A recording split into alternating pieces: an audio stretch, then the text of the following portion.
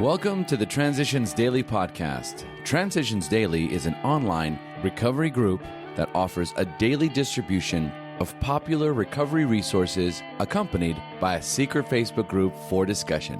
We hope you enjoy today's readings. This is Transitions Daily for October 30th, read by Cindy L. from Fort Worth, Texas. AA Thoughts for the Day. Principles. Experience shows that few alcoholics will long stay away from a group just because they don't like the way it is run. Most return and adjust themselves to whatever conditions they must. Some go to a different group or form a new one. In other words, once an alcoholic fully realizes that he cannot get well alone, he will somehow find a way to get well and stay in the company of others. Bill W., letter 1943, as Bill sees it, page 312. Thought to consider. It isn't difficult to make a mountain out of a molehill. Just add a little dirt. Acronyms. ISM. I, self, me. Just for today. Grim routine. From Chapter 7, Make It Snappy. During this 17-year period, 1918 to 1935, Dr. Bob had worked out a grim routine that permitted him to drink and somehow still maintain his medical practice. Careful never to go near the hospital while he was drinking, he would stay sober until 4 o'clock in the afternoon. It was really a horrible nightmare, this earning money, getting liquor, smuggling it home, getting drunk, morning jitters, taking large doses of sedatives to make it possible for me to earn more money, and so on ad nauseum, he wrote. I used to promise my wife, my friends, and my children that I would drink no more, promises which seldom kept me sober through the day, though I was very sincere when I made them. Pass it on, page 140. Daily Reflections. Live and let live. Never since it began has Alcoholics Anonymous been divided by a major controversial issue, nor has our fellowship ever publicly taken sides on any question in an embattled world. This, however, has been no earned virtue. It could almost be said that we were born with it. So long as we don't argue these matters privately, it's a cinch we never shall publicly. 12 Steps and 12 Traditions, page 176.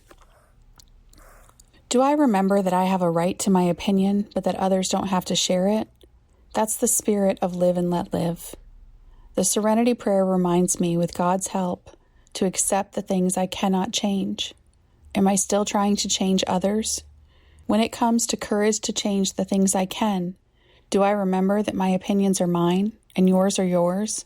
Am I still afraid to be me? When it comes to wisdom to know the difference, do I remember that my opinions come from my experience? If I have a know-it-all attitude, aren't I being deliberately controversial? As Bill sees it, loving advisors. Had I not been blessed with wise and loving advisors, I might have cracked up long ago.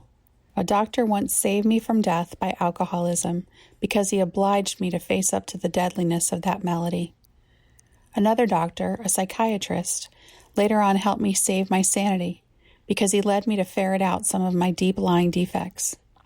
From a clergyman, I acquired the truthful principles by which we AAs now try to live. But these precious friends did far more than supply me with their professional skills. I learned that I could go to them with any problem whatever. Their wisdom and their integrity were mine for the asking. Many of my dearest AA friends have stood with me in exactly this same relation. Often, they could help where others could not, simply because they were AAs. Grapevine, August 1961. Big Book quote. The fact is that for most alcoholics, for reasons yet obscure, have lost the power of choice in drink. Our so-called willpower becomes practically non-existent. We are unable at certain times to bring into our consciousness with sufficient force the memory of the suffering and humiliation of even a week or a month ago. We are without defense against the first drink. Alcoholics Anonymous, 4th edition, There is a Solution, page 24. 24 hours a day. AA Thought for the Day. I have real friends where I had none before. My drinking companions could hardly be called my real friends, though when drunk we seemed to have the closest kind of friendship. The idea of friendship has changed. Friends are no longer people whom I can use for my own pleasure or profit. Friends are now people who understand me and I them, whom I can help and who can help me to live a better life. I have learned not to hold back and wait for friends to come to me, but to go halfway and to be met halfway, openly and freely. Does friendship have a new meaning for me? Meditation for the day. There is a time for everything. We should learn to wait patiently until the right time comes. Easy does it. We waste our energies in trying to get things before we are ready to have them, before we have earned the right to receive them. The great lesson we have to learn is how to wait with patience. We can believe that all of our life is a preparation for something better to come when we have earned the right to it. We can believe that God has a plan for our lives, and that this plan will work out in the fullness of time. Prayer for the day. I pray that I may learn the lesson of waiting patiently. I pray that I may not expect things until I have earned the right to have them. Hazelden Foundation, P.O. Box 176, Center City, Minnesota, 55012. I am Cindy, and I am an alcoholic. We hope you enjoyed today's readings.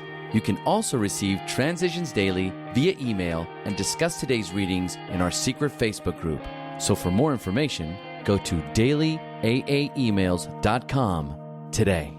Other than the 24 hours a day reading, unless otherwise specified, all quotes copyright Alcoholics Anonymous World Services, Inc., 1952, 1957, 1967, 1973, 1975, 1976, 1980, 1981, 1984, 1985, 1988, 1990, or 2001.